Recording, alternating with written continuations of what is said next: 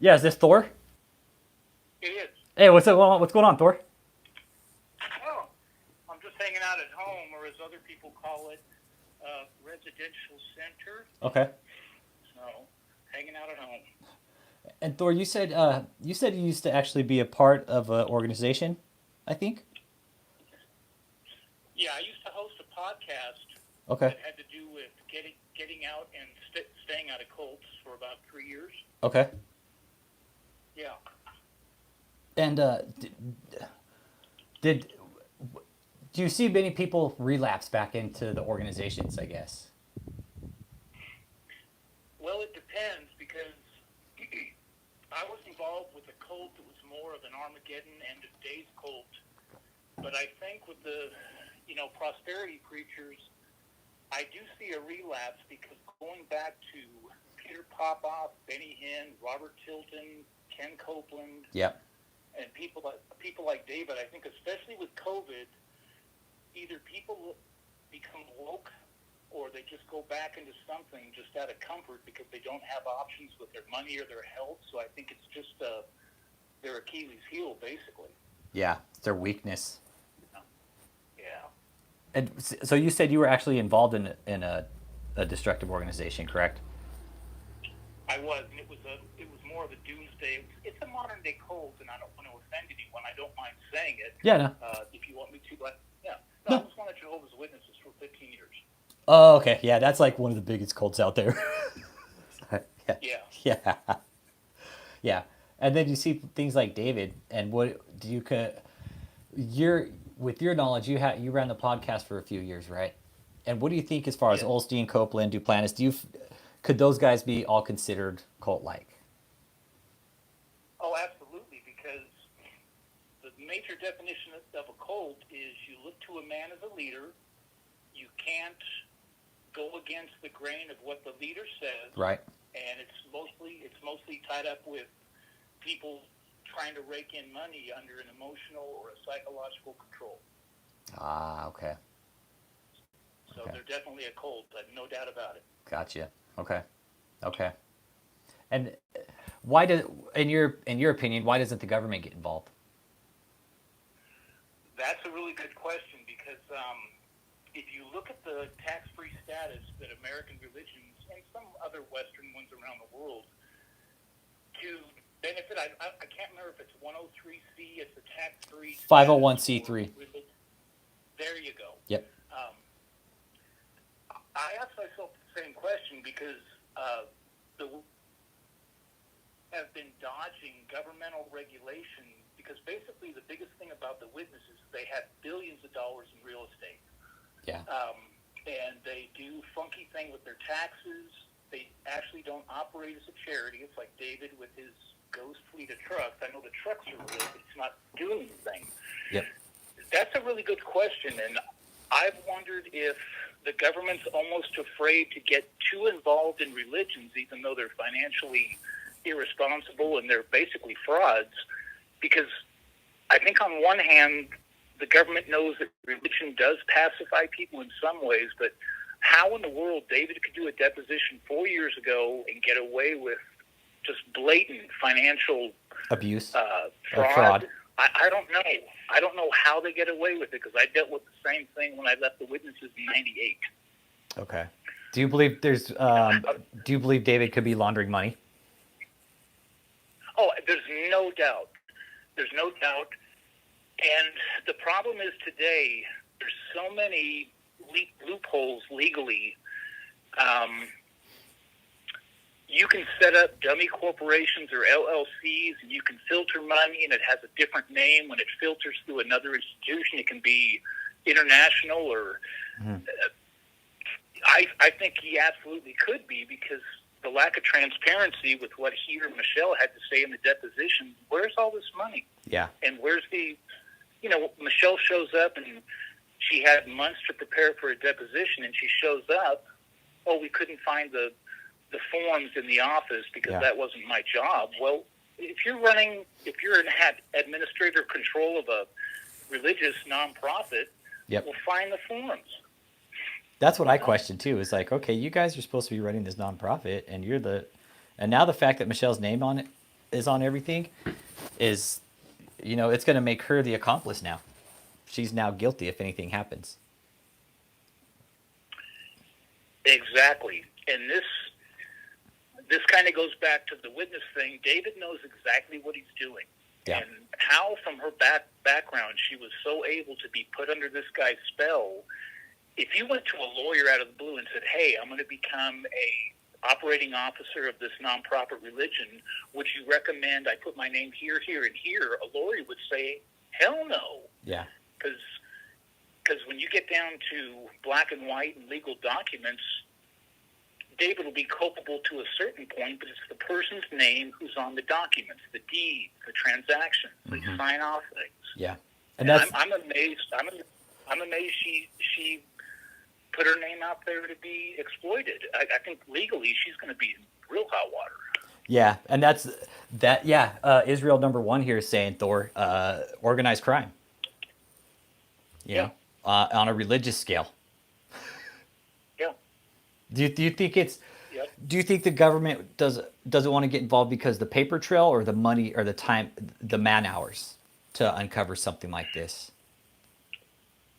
Well, I have a degree in computer networking, and I know the minute you start honing in on transactions, it's not that difficult to find out how transactions were carried out monetarily. You might run into loopholes when it gets into an international financial institution, if you're going to Swiss banks or offshore accounts, but it's still traceable pretty quick. We live in an age where information can digital.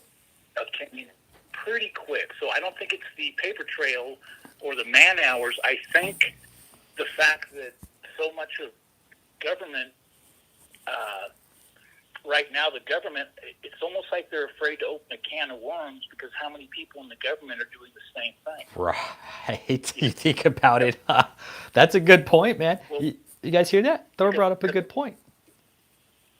Because I wonder, if you look at certain people that have been lifelong politicians on Capitol Hill, they're going on 30, 40 years, and you look at their salary or the salary of their husbands, and their net worth right now is 20 times what it could have been. It's ridiculous. So whether it's special interest groups that are giving them money through the back door or lobbyists, I think if they open up a can of worms or you can find out every financial transaction in mismanagement, it's going to open up a legal precedent where it's going to cause the accountability to start making them vulnerable to be found out. Man. Frankly. Yeah, that's a good point. They really would, because I mean, if you think about it too, who's to say that our government isn't doing the same thing David's doing, funneling money through back doors? Yeah, I mean, it's, at least back in the day, when I was a kid and you had Reagan Mondale in the 80s, and Carter, and the early days of Clinton, there was still, at least politics wasn't nearly as corrupt. But right now you've got so much special interest in the name of social movements. Yeah. The bottom line behind all of these movements that might be good intentioned, there's someone sitting in an office raking in millions, and it never goes back to the community. It doesn't help minorities. It doesn't help, people of alternate lifestyles. Yep. It goes into someone's pocket. Benefits in the, the rich. being aware of it. The rich are getting richer. Yeah. Yeah, and I think that's something the pandemic kind of showed us, is that these organizations, even David's, Joel Osteen, they all got rich through the pandemic. Yeah. Joel Osteen ended up giving back his $4.4 million that he got from a PPP loan because he got so much bullshit about it. Yeah. He got $4.4 million, then he closed his church down for 8 months. Yeah. And everybody's like, whoa, wait a second. David got $30,000.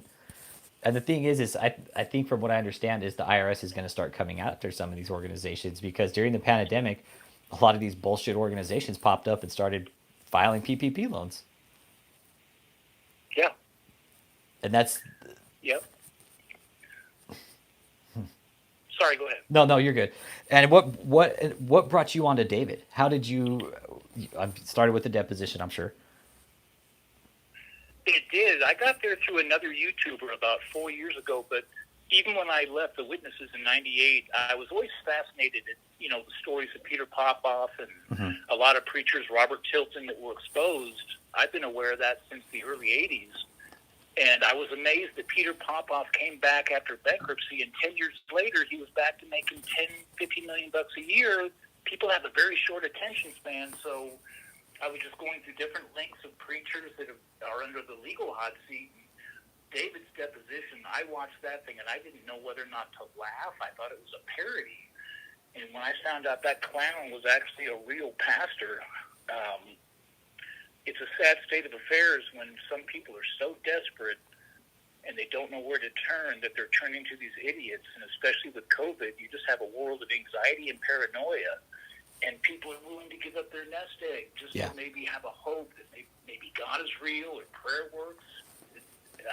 That shit makes me sad. Do you think that he could have his people filing unemployment and giving them the checks? Oh, absolutely. Okay. We have questions coming in on the channel. Bitter Bad Bitch, do you think David makes his minions collect unemployment and give it to him? And I said, yes, I think so. Yeah, because I bet you when they talk to the different, whoever's manning the phones and they get some guy that's collecting unemployment, I bet you they're making phone calls, because I knew guys collecting unemployment and they were prompted to go into these group homes or halfway houses, pay $400 a month for rent, live in this little commune, and give 80% of their money to a religious person. David's going to exploit that, absolutely. Yeah. And so you were with the witnesses for how long, you said? 15 years. Okay, were you there with your family, I'm guessing, like your parents and stuff? No, I came in on my own as a teenager after my dad died, completely out of the blue.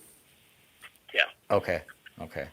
Now, does the witness operate a lot like David is?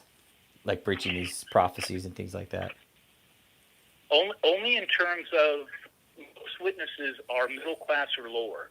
The one thing the witnesses have in common is they have a governing body in New York. They're all a bunch of old white men, completely out of touch with life. They live in their ivory castle, but they're controlling how people think, and they have a very adamant policy about donating enough to support God's work. So financially and as far as mind control, same exact model. Same model. Okay. Yeah. Same bite model. So basically the witnesses follow the bite model of Stephen Hassan as well. Absolutely. And the one thing about the witnesses that make them more culty is if you're raised a witness, you get baptized, and you find out at 18, 20, 22, or you get married, have kids, 35, the minute you say, I don't want to be a part of this, just let me leave peacefully, they will kick you out and disfellowship you, and your parents, your kids, your aunts, your uncles cannot even talk to you. Damn. No. You can Google it. They've lost a lot of human rights cases. They will actually disfellowship you, and if you're an active witness and you talk to your disfellowship son or dad or kids, and you refuse to listen to the governing body, they'll kick you out too. So it's very funky. So the witnesses have lost human rights cases then? Oh, absolutely. Okay. Do you see a disbandment of the Jehovah's Witnesses, or are they too powerful of an entity for that to happen? Oh, no, they've been crumbling for about 15 years. They've got legal issues. They're secretly protecting pedophiles. Ooh, okay. Their financial situation, how they treat their members. They're losing lawsuits left and right. So they've been crumbling for 15 years. So they're bleeding money then, pretty much. Yeah, that's why they sold the headquarters that have been in Manhattan. They had them since the late 1800s. They sold them, I think, to Donald Trump's one of his associates for about $900 million and moved up to Warwick, New York. Can you tell us about what happened to the Jehovah's Witnesses in Australia? Oh, with the Royal Commission? I think so. Israel number one of the channel followers, he had just asked. He said, "Look up what happened in Australia with the Jehovah's Witnesses." And I'm guessing that's going to be it. Okay.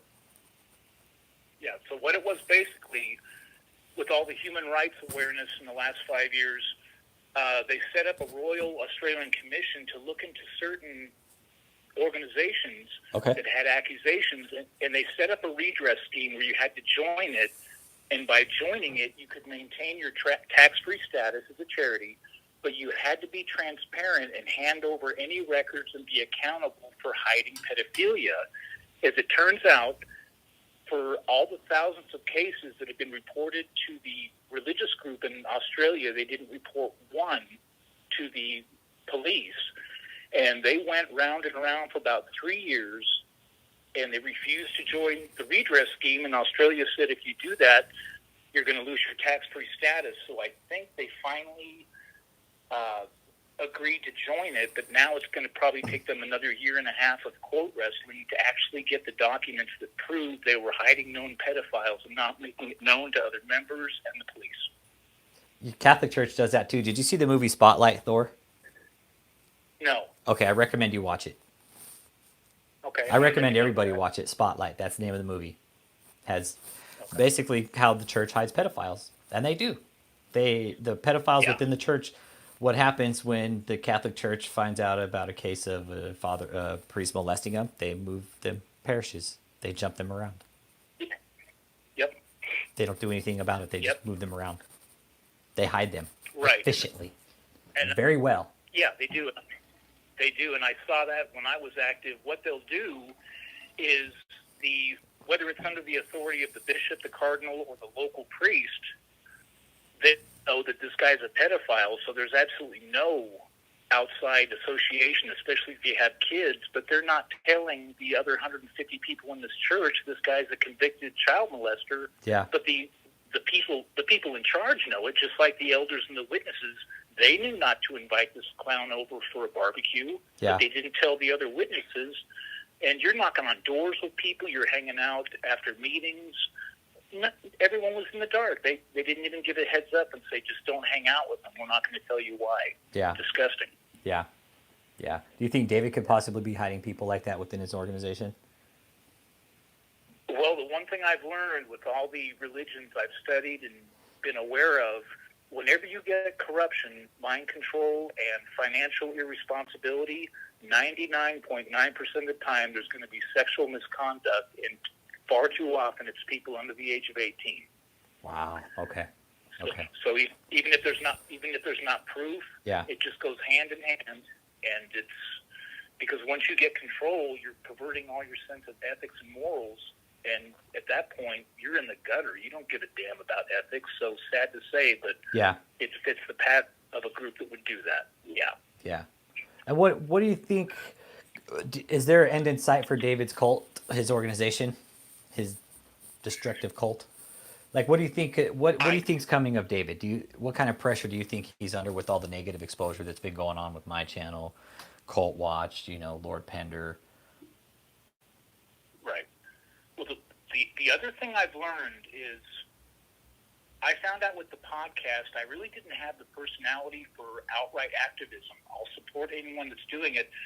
With situations like this, where they have to keep up, David only knows one direction, and that's give him money and you'll be blessed, and he's an arrogant prick.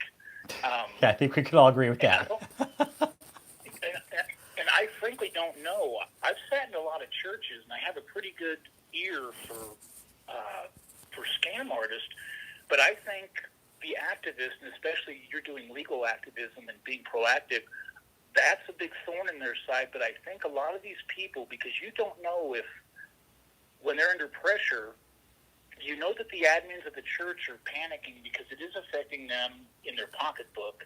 But when you look at these leaders that become closet drug addicts, alcoholics, or mentally they just go off, I think the erosion starts at the source, and you just have to wait for the house of cards to fall, because I don't see David, except with Kenneth Copeland, Benny Hinn made it a long time, but the majority of these people fizzle out because they self-implode. You think, Dave? Do you think in your? I'm sorry. Go ahead. No. You go ahead. Do you think there's possibly some mental health issues going on with David?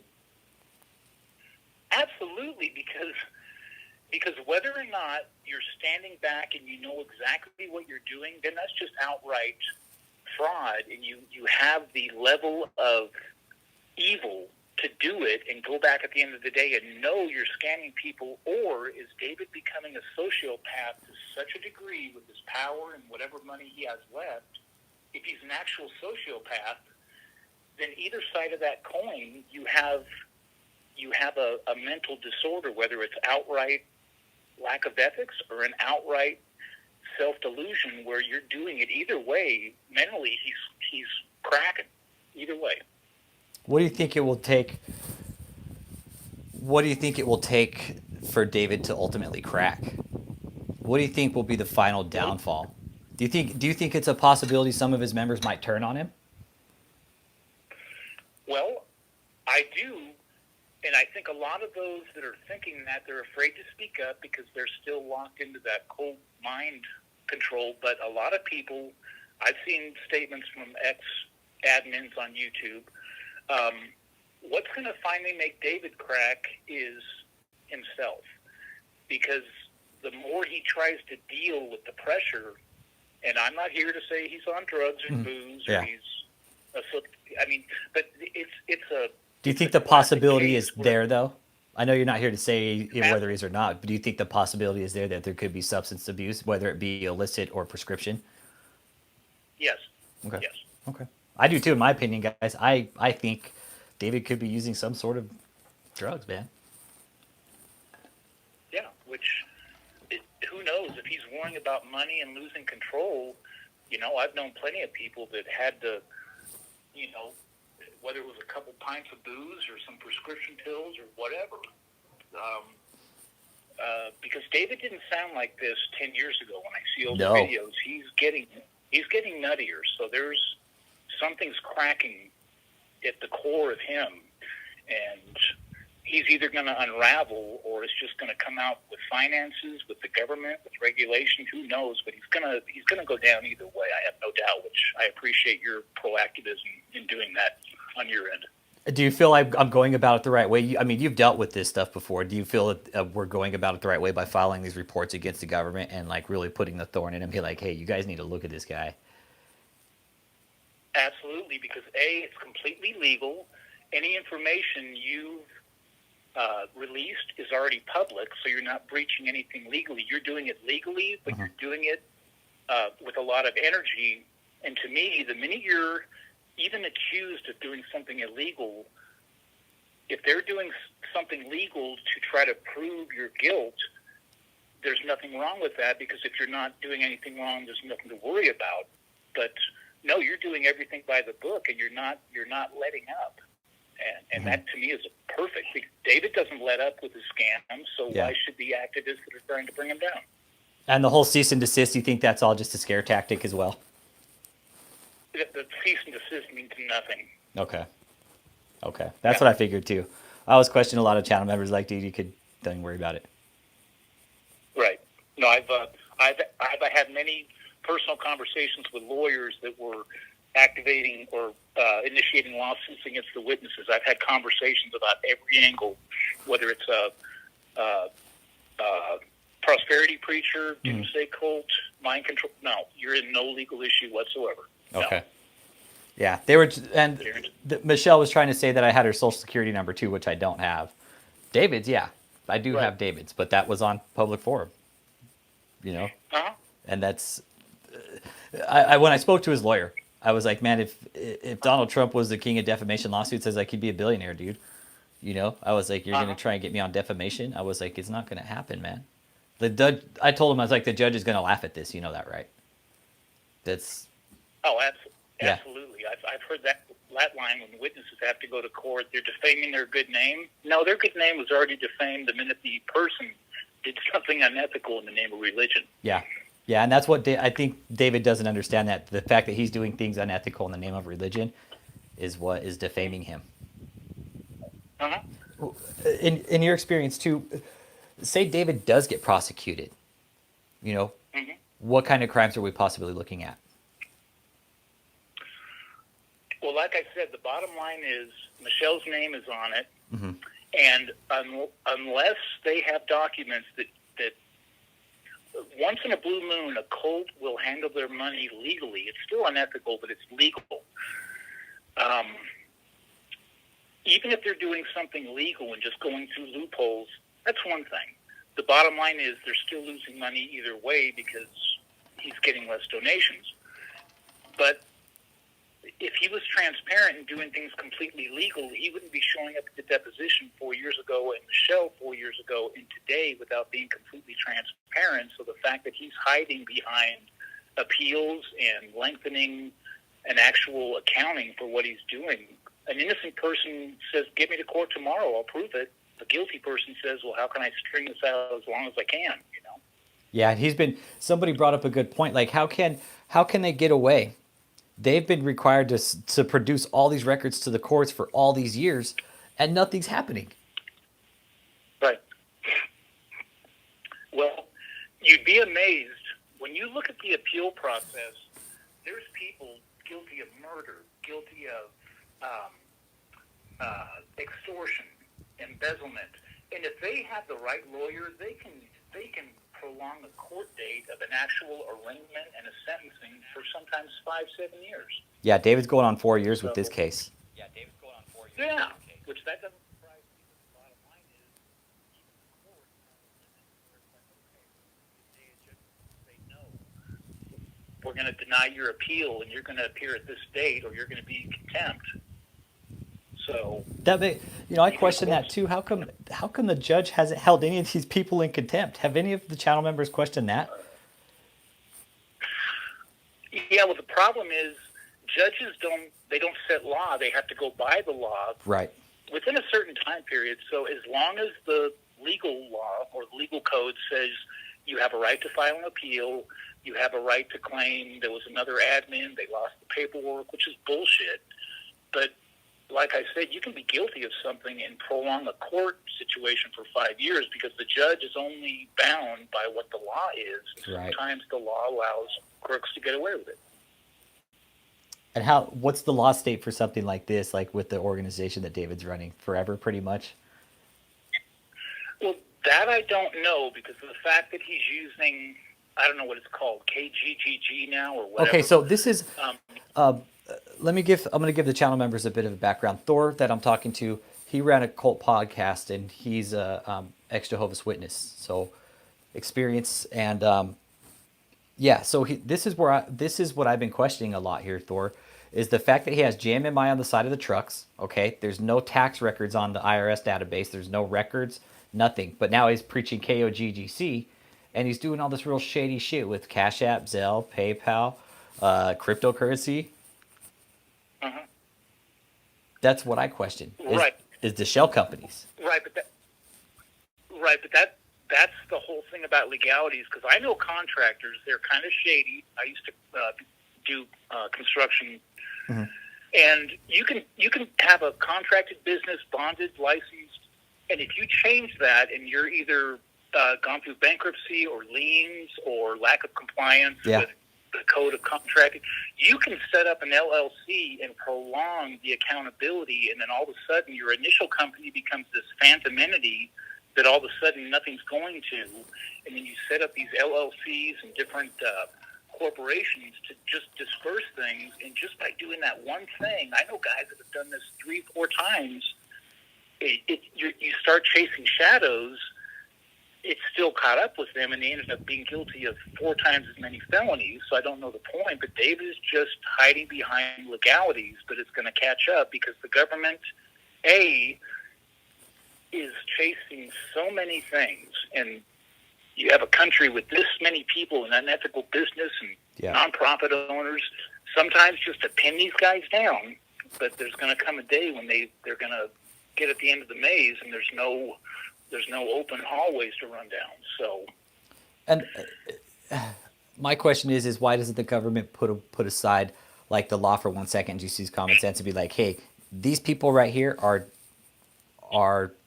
running this destructive organization? And we were all talking last night too, Thor, that it's the upper echelon are not the victims; they're the complicit actors. Right. It's almost like they're maintaining the cycle of abuse. They bring people in, they abuse them, break them down.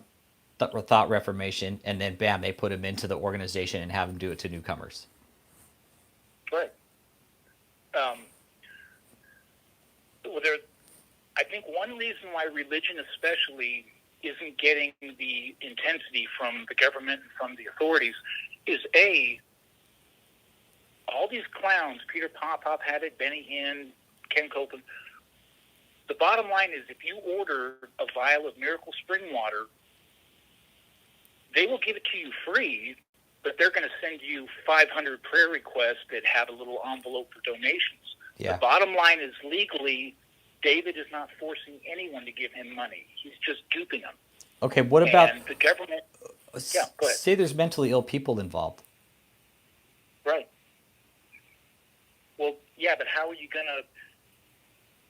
With litigation, how are you going to prove who is mentally incapable? You'd have to go back to, did they visit a psychiatrist? Were they diagnosed? Were they taking any medication? Just to prove that. Okay, say I had the proof. Okay. Well, then you have to find out if they're mentally incapable. A lot of these people have a legal guardian or power of attorney financially with their medical decision. Then you'd have to ask, how come the person in charge of your resources and your money, how come they didn't regulate who you were sending checks to? It just opens up a whole other can of worms. It's a really complex issue, to say the least, then, for this problem to be solved, it sounds like. The problem is, legally right now with the court systems, it's not about punishing wrong and rewarding people that live ethically and just keep their nose clean. The legal system is just a convoluted book of loopholes, and how do you prove intent? How do you prove malice? It's a total joke because no one's accountable anymore, but if you're slick and you hire the right lawyer, you can dance around this stuff for 5 or 10 years. Man. That's what David seems to be doing. He's already bankrupted one tax ID number. Yeah. He'll do it again. Yeah, he'll bankrupt JMMI. That's what I think, Thor, is he's going to bankrupt JMMI. Right. Because of the Harold Lewis case. Yeah, because it's reprehensible what he's doing. The bottom line is his funds are drying up, and they're drying up more, and his message is getting more anxious and more dogmatic. People aren't going to jive with that. He's going to crumble, and he's going to lose money, and that's going to, in that way, the problem's going to solve itself. Do you think David's running out of money? Well, to run an organization like that and to keep it going, even if he got down to a skeleton crew and he has a bunch of chumps, because I know he uses a lot of the volunteer help to do most of his work, the bottom line is it has to show somewhere.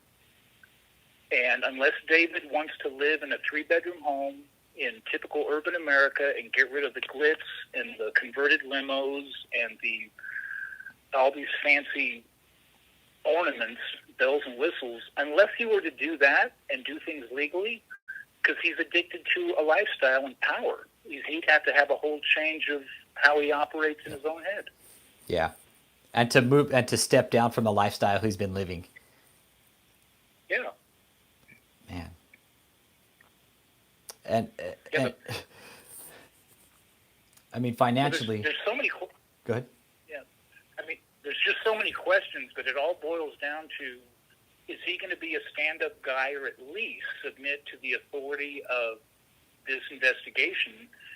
As it rolls on, it's just going to show what David's made of, and I have no doubt it's going to show that he's a slimeball.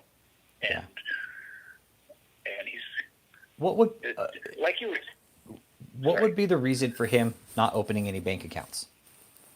Because I have it on good authority, and I've talked to several people throughout this. David's method of financing, buying things, okay, like his stage being paid in installments.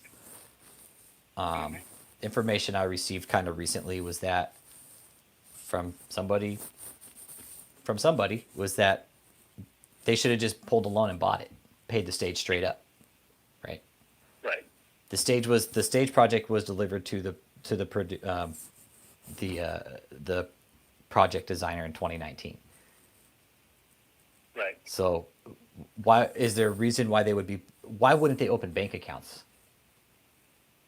Okay, because the minute you open a bank account, then you're open to scrutiny, because what people like David do is, and I've known plenty of people that have bought homes without bank accounts, there's ways you can use financial transactions, especially now with the internet age being what a lot of people use. There's ways to get around that because a bank account is very transparent. David doesn't want that. But on the other hand, you might think, well, why didn't he pay for this outright? He had the money. To tell a swindler to fork over a full amount to own it outright, are they going to say, well, gosh, they start to get so arrogant and pompous, and they feel like the gravy train's never going to end, so their own delusion will make them, okay, what do we have to put down at a minimum? Mm-hmm. And when they set up installments, a lot of David's personal transactions with property are with people he knows. So you don't have to verify credit. You don't have to verify a financial history. He's able to dupe people and use, like I said, just enough legal loopholes to keep perpetuating his scheme. And I think a lot of it's with people he knows. Yeah. So I spoke, again, the whole stage idea, I received some information this last week about it. A lot of really good information. And, when he was advised to pull a loan instead of paying in installments because what I've done my investigation on this. I've talked to a lot of people in this, and that project should have taken about 3 weeks to a month, right? Uh-huh. But it's taken almost 2.5 years. Mm-hmm. Non-payment, design changes, inflation rates, all that. Uh-huh. So that's what I was curious about. I mean, yeah, he'll have to have transparency. But okay, so the fact that he's taking all these these internet payments, Cash App, PayPal, Zelle, cryptocurrency. We know that money's got to go somewhere. Has to go somewhere. Uh-huh. It's definitely not going to be in his name. No. Would it be a possibility that he's got it in somebody else's name, like one of the other cult minions, and somehow he has direct access to that bank account? Well, he would have to have access, and here's the dicey thing, because whether he set up LLCs or an offshoot corporation label or someone was willing to put their name on a line, they would still have to give David direct access, but you still have another middleman that becomes another issue, because what if that person becomes disillusioned with Dave and then ends up testifying against him?